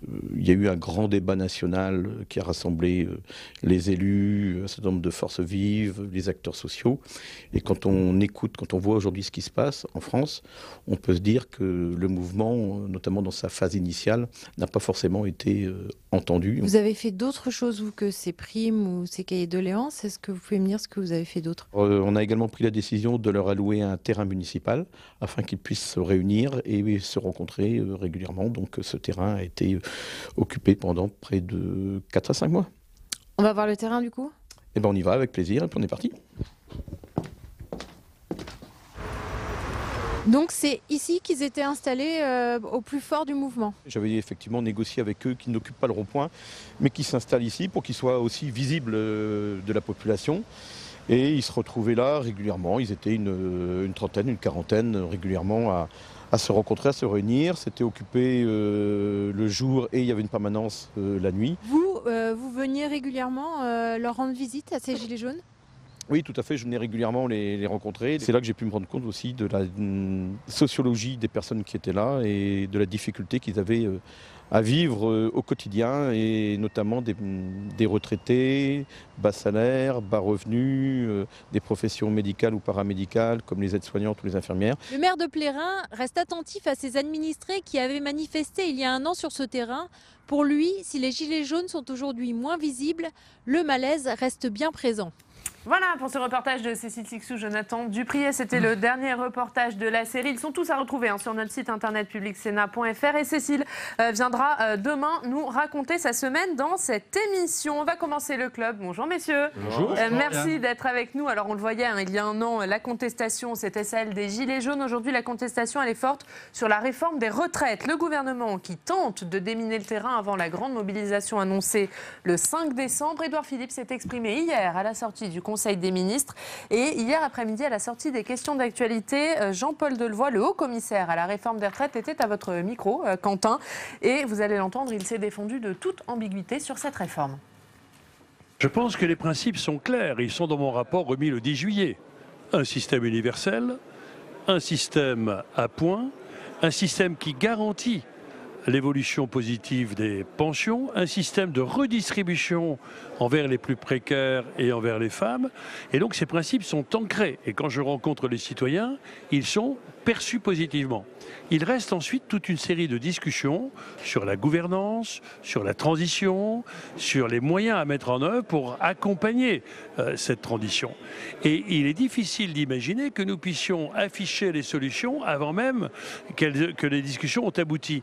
Et donc certains cherchent à cultiver la notion du flou. Nous sommes constants dans notre démarche, respect pour les partenaires sociaux et clarification d'ici la fin de l'année. Alors, Sébastien Fournier et Jean-Paul Delevoye dit que c'est clair, tout est clair. Est-ce que c'est si clair que ça? Ce qui est clair, il y a deux choses qui sont claires, je crois. C'est le calendrier qui a été avancé. Le Premier ministre a parlé de la date du 9 décembre. Je pense que c'est évidemment en fonction de la mobilisation du 5, ne pas faire trop traîner. Mais cela dit, la deuxième chose, c'est qu'il est prêt à faire des concessions. Modulation notamment sur la date d'entrée en vigueur de cette réforme selon évidemment les régimes spéciaux. Mais globalement, on est encore totalement dans le flou. On ne sait absolument pas comment cela va se passer. On revient d'une certaine façon à la case départ.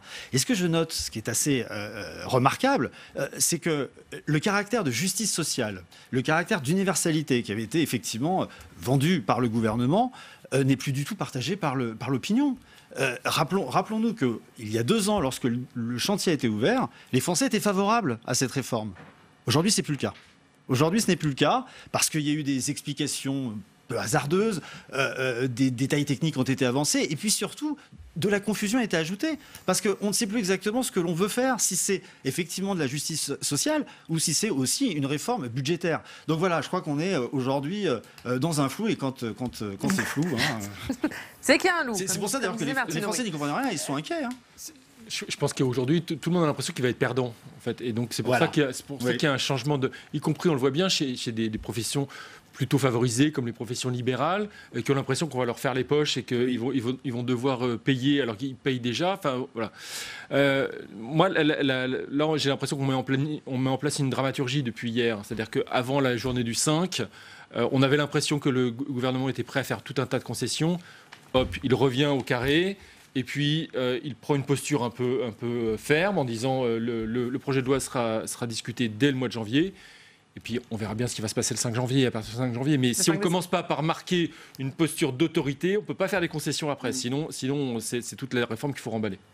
Romain Gaspard. Et puis c'est un choix risqué avant les élections municipales. On voit que ça s'accélère et en même temps il y a des ouvertures. Il essaie de draguer la CFDT sur la pénibilité, il essaie de draguer la CFTC sur les familles, il essaie de draguer l'UNSA sur la fonction publique. Donc il se laisse des ouvertures, mais on ne sait pas précisément ce qui va être choisi. Et la clause du grand-père, enfin le recul de la réforme pour les nouvelles générations, ça déjà, il a fermé la porte, ça ne sera pas le cas. Alors là, il a fermé la porte à la clause du grand-père, qui dit que cette réforme ne s'appliquera qu'aux nouveaux entrants dans le système. En revanche, il ne ferme pas la porte à différer l'application de cette réforme. À l'heure actuelle, elle doit s'appliquer à la génération 63. Édouard Philippe ne ferme pas la porte au fait qu'elle s'applique aux générations futures, finalement. Oui, mais il faut... On commence à lâcher quelque chose, on donne des pistes de négociation. Et donc, rendez-vous le 5. Je pense que de l'ampleur de la mobilisation dépendra la suite de discussion. Et rendez-vous le 9. Rendez-vous le 9, donc ça va. Oui, le 9, donc le 9 et 10 décembre, fin des concertations. Édouard Philippe qui promet des annonces d'ici la fin de l'année. Et donc cet examen au Parlement avancé, puisqu'il avait été initialement annoncé après les municipales. Alors il y a une autre contestation après la réforme des retraites, c'est celle des étudiants. Les étudiants qui dénoncent leur précarité, leur manque de moyens pour suivre des études sereinement. Grâce à nos partenaires des télés locales, on va se rendre à Tours. Son université compte 40% de boursier. Samuel Collin est allé à la rencontre de Maxence. C'est un étudiant en géographie. Pour lui aussi, les fins de mois sont difficiles. On va regarder ce reportage de nos partenaires de TV Tour. Voilà ce qu'il reste sur le compte, 8 jours avant la fin du mois. Maxence mène une vie à l'euro près. Cet étudiant reçoit 550 € mensuels, 450 de bourse et 100 € d'APL.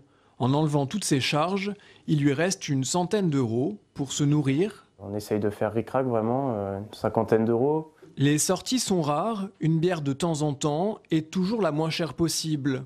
Pas de cinéma, pas de restaurant, le seul luxe qu'il s'offre, des livres hors bibliothèque universitaire. Tout le reste, il le doit à ses parents et même de la nourriture ce mois-ci. Beaucoup de pâtes déjà, beaucoup de pâtes. Comme on peut voir, j'ai un rayon entier de pâtes. Féculents ou boîtes de conserve, des courses faites avec sa mère il y a quelques jours. J'ai vachement diminué la viande parce que trop cher en coût. Maxence décide de se concentrer sur ses études et de ne pas travailler. Mais sans sa famille, il ne pourrait pas tenir. Sans mes parents, ce serait impossible. C'est eux qui me donnent quasiment la majorité de ma nourriture. Et sans eux, je pense que ce serait encore plus compliqué. Une situation loin d'être exceptionnelle pour les familles aux revenus modestes. Et des cas de figure amplifiés par l'ouverture des études supérieures au plus grand nombre.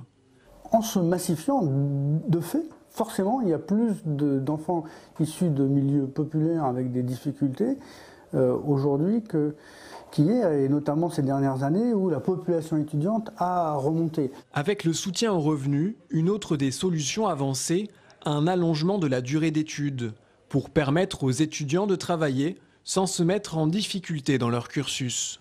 Voilà pour ce reportage de TV Tour, reportage sur cette précarité étudiante, cette colère des étudiants qui monte aussi.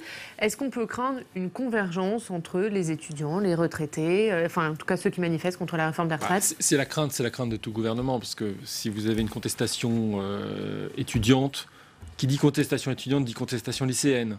On a vu que là, ça peut prendre des formes un peu violentes. On a vu encore récemment des affrontements entre lycéens et forces de l'ordre en région parisienne. Donc oui, le gouvernement les a reçus. Gabriel Attal, le secrétaire d'État, a reçu les organisations étudiantes. Donc ils vont essayer de voir s'il y a déjà eu des efforts faits sur certains points, notamment sur le logement, sur tout ça. Je pense qu'ils vont essayer de voir comment améliorer les choses. Et on suivra bien sûr tout ça. On va passer au prochain thème de ce club, messieurs, c'est la lutte contre la radicalisation islamique. Double actualité, Christophe Castaner qui réunit ce matin à Beauvau, ministère de l'Intérieur, les préfets sur la lutte contre l'islamisme et le repli communautaire. Et puis autre actualité, Quentin, c'est le Sénat qui a lancé cette semaine une commission d'enquête sur la lutte contre la radicalisation islamique. On va en parler avec vous.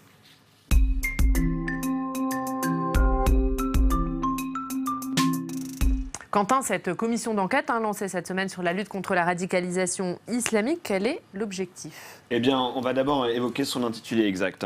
Une commission d'enquête sur les réponses apportées par les autorités publiques au développement de la radicalisation islamique et les moyens de la combattre. Elle a été provoquée avec un droit de tirage. C'est lorsque les groupes, ils en ont un droit de tirage par session parlementaire. Lorsque les groupes politiques demandent et provoquent une commission d'enquête, c'est donc le groupe LR qui voulait ces travaux.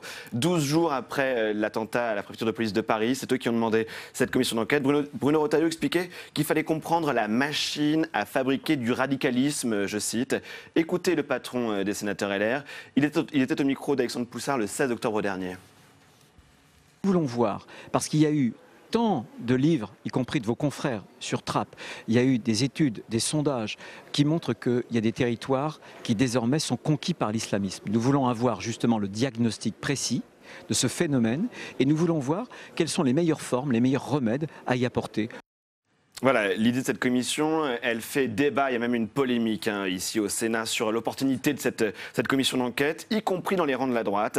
Un sénateur LR, François Grosdidier, a dit « Je ne partage pas la propension de certains de mes collègues à amalgamer. Une commission d'enquête peut permettre d'apporter plus d'éclairage et de discernement, mais on ne doit pas tomber dans le piège de l'amalgame. » D'autres à gauche sont encore plus sévères, on s'en doute. Une sénatrice PS, Michèle Bonnier, a dit « On va à nouveau stigmatiser, désigner. Venant de Bruno Retailleau, ça ne m'étonne pas. » Fin de citation. Les communistes, eux, ils disent que c'est une commission d'enquête d'opportunité politique.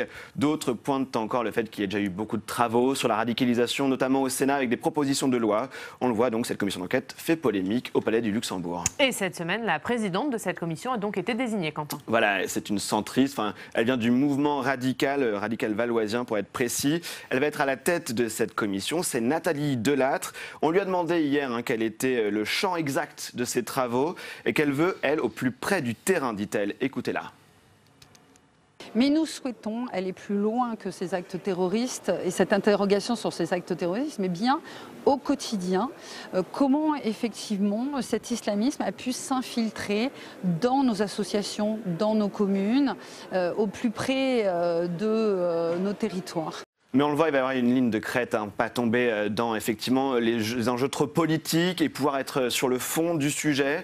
Concrètement, la Commission entend parler des écoles, des universités, des associations, des fédérations sportives, des hôpitaux et même aller en prison, dit le communiqué de presse de cette commission. 2 autres dernières informations rapidement. La rapporteure, ce sera Jacqueline Eustache-Brinio pour les LR. On la connaît parce que c'est celle qui portait la PPL sur les signes religieux pour les accompagnateurs de sortie scolaire. Et enfin, ces auditions, elles ne seront pas publiques, elles ne seront pas ouvertes à la presse. PPL, proposition de loi, pour ceux qui ne sont pas aussi spécialistes que vous sur le sujet. Quand les parlementaires proposent un texte. Exactement. Merci Quentin pour toutes ces explications. Alors il y a cette actualité, cette commission d'enquête au Sénat. Et puis ce matin, Christophe Castaner qui reçoit à Beauvau, au ministère de l'Intérieur, les préfets. Christophe Castaner, mais aussi Nicole Belloubet, Jean-Michel Blanquer et d'autres ministres. Le thème, c'est la lutte contre l'islamisme et le repli communautaire. C'est une sérieuse préoccupation au gouvernement. Ah bah oui, depuis l'attentat à la préfecture de Paris, il y a quand même eu un symbole touché, la République touchée au cœur, donc l'appareil d'État touché au cœur. Donc oui, hier, je crois que Christophe Castaner, ministre de l'Intérieur, a annoncé des moyens renforcés pour le service national des enquêtes administratives de sécurité. Donc en fait, c'est un service qui passe au crible toutes les personnes pouvant exercer une fonction dans le secteur privé, mais comme aussi dans le secteur public, une fonction pouvant être, sensible.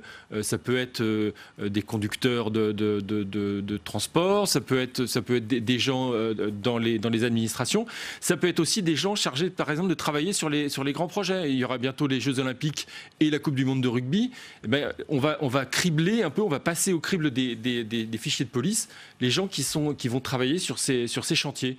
Et donc, je crois qu'ils ont doublé les effectifs de ce service d'enquête administrative, mais il y a beaucoup de travail, puisque je pense qu'il passe près de 380 000 personnes au crible chaque année, et ça va augmenter. Alors, c'est une préoccupation des élus, bien sûr, cette lutte contre la radicalisation. Romain Gaspard, à la Gazette, vous avez organisé les États généraux de la sécurité locale. C'était à Paris, c'était le 5 novembre dernier. Laurent Nunez est venu, le secrétaire d'État, à l'intérieur, auprès de Christophe Castaner. Et Laurent Nunez, à cette occasion, il a demandé aux élus locaux de se saisir des outils de prévention de la radicalisation. Concrètement, c'est mettre en place la société de vigilance qu'ils appellent au niveau des élus. Et donc, il y a deux outils. Le premier, c'est les cellules préfectorales, où il y a la moitié des communes aujourd'hui qui sont associées dans ces cellules, et il aimerait l'élargir, et l'ensemble des départements. Et le deuxième outil, c'est le référent radicalisation, qui est là pour repérer et puis pour travailler avec le préfet pour faire des remontées. Et là, on est plutôt à quelques centaines de communes, donc c'est pas énorme. Et l'idée, c'est d'élargir ces outils-là pour plus de liens entre préfecture, État et puis élus locaux. Alors, on va le préciser, on va parler de cette efficacité du signalement de ces personnes radicalisées, puisque c'est l'une des questions, comment les élus locaux peuvent être au courant de qui est radicalisé ou pas. Il y a une circulaire du 13 novembre 2018 que je vais donner, c'est sur l'information des maires qui incite les collectivités à créer des référents radicalisation et à signer des chartes de confidentialité pour permettre un partage d'informations avec les préfets. Il y a une centaine de communes déjà qui se sont emparées de cette circulaire. Est-ce que, vous qui avez travaillé sur ce sujet, Sébastien Fournet, la coopération elle est suffisante entre les élus locaux et l'État sur ces questions ? Pas complètement. Elle n'est pas totalement suffisante. Il y a encore des choses, des points à lever, notamment, c'est évidemment la consultation des fichiers. Ça, c'est pas encore réglé. Mais vous savez, il se passe beaucoup de choses dans les territoires. Et l'État serait bien d'ailleurs bien inspiré d'aller regarder, de prendre exemple sur ce qui se passe. Je prends l'exemple de Strasbourg. Strasbourg a créé une délégation au niveau de la commune, une délégation de prévention de la radicalisation. Il y a un poste d'adjoint qui a été créé en charge de cette question-là. C'est une mission, c'est une délégation qui a pour mission évidemment d'essayer de faire remonter des informations du terrain, d'essayer d'identifier les mécanismes de radicalisation. Cette mission, cette délégation s'est donnée pour mission de former les personnels municipaux, de bien identifier, mais pas seulement, tous les acteurs qui sont en contact avec les populations. Et en particulier les jeunes. Alors, c'est les centres sociaux, les associations et bien sûr l'éducation, les écoles. Qu'est-ce qu'on leur apprend ? On leur apprend à comprendre les conditions de vie, à savoir pourquoi et comment on bascule dans la radicalisation. On touche à l'intime, c'est extrêmement compliqué. Et la deuxième chose, ce qu'essaye de faire cette adjointe, c'est de réunir toutes ces personnes autour de la table pour qu'elles puissent partager leur connaissance du terrain. Parce qu'on se rend compte finalement que toutes ces informations qu'on a chacun dans son coin, si on les met bout à bout, on réussit quand même à avoir un peu des signaux concrets. Romain Gaspard, il y a notamment un livre blanc qui est en préparation sur la sécurité intérieure. Laurent Nunez en a parlé également lors de vos états généraux. Et les associations d'élus doivent y participer. En tout cas, c'est ce que demande le gouvernement. C'est l'objectif. Après, c'est encore assez flou. Et la difficulté aussi, c'est que souvent, ça va dans un sens. Les élus font des remontées. Ça va au préfet, ça va aux renseignements territoriaux. Mais il n'y a pas dans l'autre sens parce qu'évidemment, il y a un certain nombre de secrets et de protections à avoir sur ces sujets qui sont sensibles. Et donc, les élus, des fois, se sentent démunis en disant on fait des signalements mais on n'a pas de retour et on ne sait même pas si ça sert à quelque chose et si ce qu'on signale c'est ce qu'a besoin la préfecture ou l'État. Et ça aussi c'est compliqué à gérer et donc il y a l'idée d'améliorer les procédures pour donner un peu plus d'informations aux élus locaux, mais c'est quand même assez compliqué à mettre en place. Ils sont encore trop seuls sur cette lutte contre la radicalisation ? Ils sont assez seuls et ils ont l'impression d'aider, en tout cas pour une grande partie d'entre eux, l'État sans avoir le retour et les informations nécessaires et sans savoir concrètement leur efficacité. Il y a une évolution, il y a une évolution. Je me souviens, il y a encore un an, un an, c'était impossible. On nous avait dit non, les maires ne doivent d'aucune manière accéder à ces informations. C'est top secret. On ne peut pas partager ces informations. Là, on voit bien qu'il y a une évolution. Les choses vont peut-être aboutir. Le lobbying a fini par... Oui, certainement. Oui. Eh bien, merci en tout cas pour ce point sur ce sujet, cette lutte contre la radicalisation. On va aller maintenant à Marseille. On va retourner à Marseille plutôt, puisqu'on y était tout à l'heure. On va vous retrouver, Guillaume Ricavi, directeur des rédactions de La Provence. Et à la une, bien évidemment, à la une de La Provence, la fin du suspense chez les Républicains pour la mairie de Marseille. On sait qui portera les couleurs des Républicains en mars prochain. Oui, effectivement, puisque à 27 voix contre 11 lors de cette commission nationale d'investiture, à bulletin secret, je le rappelle, les Républicains ont fait le choix de désigner et d'investir Martine Vassal, présidente de la métropole d'Aix-Marseille, également présidente depuis 2014 du conseil départemental des Bouches-du-Rhône. En lice était également engagé dans cette bataille pour l'investiture le sénateur Bruno Gilles, que les Marseillais connaissent bien, ancien maire de secteur dans les 4e et 5e arrondissement. C'était un combat très attendu pour savoir effectivement qui allait avoir l'étiquette, le maillot Les Républicains. Et là, ça changera pas grand-chose à l'arrivée puisque Bruno Gilles, même une fois l'investiture donnée à Martine Vassal, a annoncé qu'il maintenait sa candidature pour les municipales. Il rêve d'être maire, il l'a dit. Il le dit dans nos colonnes ce matin et Martine Vassal, elle aussi, compte bien aller jusqu'au bout pour être en tête en mars 2020.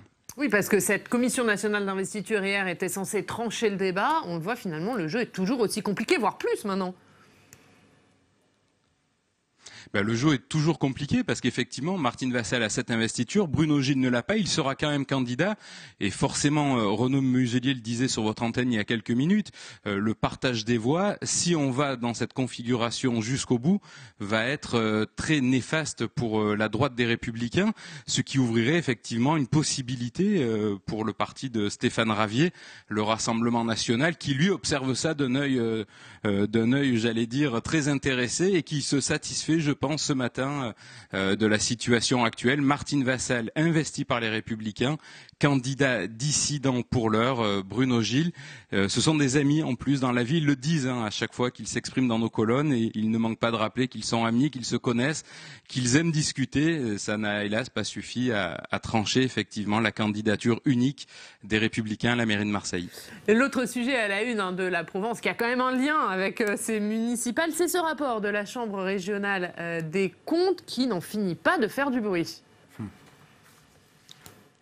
Alors effectivement, ce rapport sorti il y a quelques semaines qui a fait l'objet de très longs débats lors du conseil municipal de ce lundi, plus de 8 heures d'échange dans l'hémicycle de Bargemont, c'est sous la mairie à 2 pas du Vieux-Port. Et puis hier, ce sont les membres de la Chambre régionale des comptes qui ont de nouveau pris la parole, une conférence de presse inattendue pour, selon eux, rétablir la vérité en disant « nous ne sommes pas des complotistes ». C'était une réponse aux accusations portées par la majorité de Jean-Claude Gaudin. Nous sommes là pour servir, pour éclairer les citoyens de Marseille. La Chambre régionale des comptes qui hier a maintenu sa position, qui a expliqué son travail, 2 ans d'enquête, qui a expliqué avoir envoyé des enquêteurs dans les services de la ville, avoir regardé les tableaux de chiffres très précisément, et qu'il a assuré hier à la presse, et c'est ce qu'on dit dans la Provence ce matin, n'a pas réussi à lever tous les doutes, notamment par exemple sur les effectifs des agents de la mairie de Marseille. Ils nous l'ont redit hier, ils ne sont pas en mesure de donner un nombre exact d'agents à la mairie de Marseille, avec quand même un chiffre en tête, c'est que la masse salariale entre 2012 et 2017 a augmenté de plus de 50 millions, au moment même d'ailleurs où la métropole était créée et récupérait des compétences qui étaient jusqu'alors municipales. Eh bien, merci beaucoup, Guillaume Ricavi. On va revoir à la une de la Provence Vassal, investi par les Républicains au municipal de Marseille. Merci d'avoir été avec nous, Guillaume, ce matin, et à la semaine prochaine. On va passer à la revue de la presse quotidienne régionale. Quentin.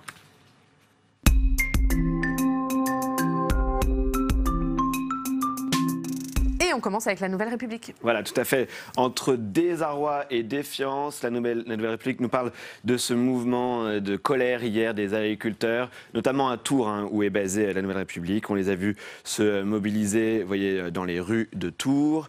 Et dans les pages intérieures, devant la préfecture, où ils étaient réunis hier soir pour rencontrer les équipes du préfet. Les difficultés économiques que céréaliers, viticulteurs et éleveurs et graines de concert s'accumulent, nous dit le journal. Aléas climatiques, interdiction du glyphosate ou encore accord de libre-échange. On continue avec Vosges Matin, agriculture toujours. Voilà, l'agriculture, mais l'agriculture bio à la une de Vosges Matin.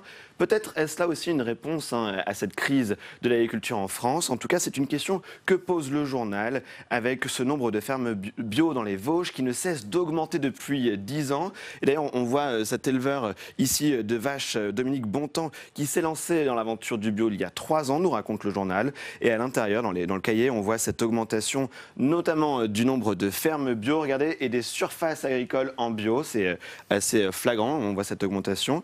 Et on voit aussi tout le récit du parcours pour changer du conventionnel vers le bio. Et enfin, cette interview assez intéressante d'un élu de la Chambre d'agriculture chargé de l'agriculture bio qui explique que la transition vers le bio, ça bouleverse pas mal de choses dans une exploitation. Je cite, il faut de la motivation, de l'énergie pour se déconnecter d'un système, se remettre en question. Tout est à revoir. Et ce drame au Mali qui fait la une encore de certains de vos journaux régionaux, notamment le Petit Bleu d'Agen, Quentin. Oui, votre soutien les encourage, peut-on lire en une.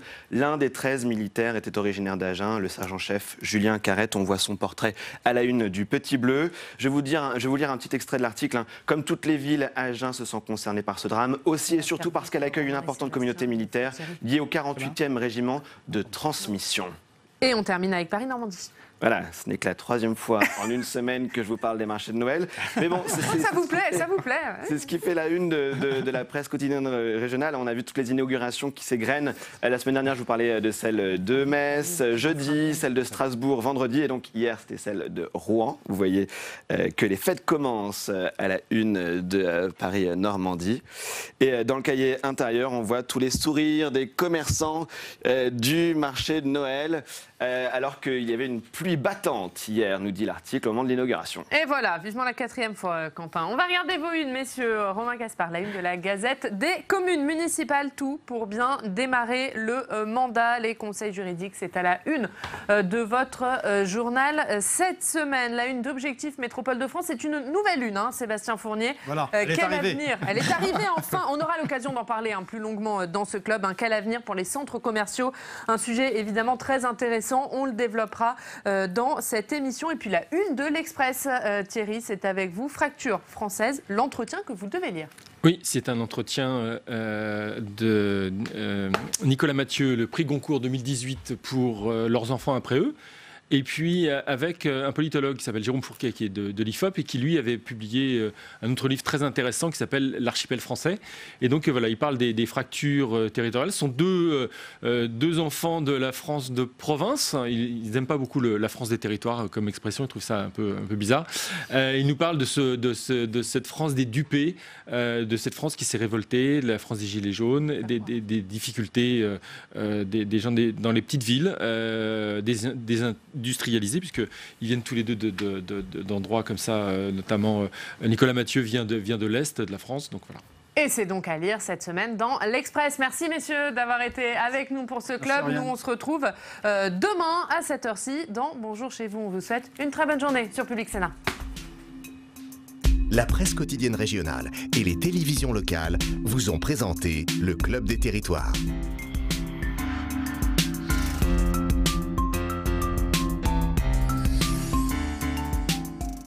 La Mutuelle nationale territoriale, la mutuelle des agents des services publics locaux, vous a présenté le Club des Territoires. Engie, acteur engagé dans la transition zéro carbone des régions, vous a présenté le Club des Territoires.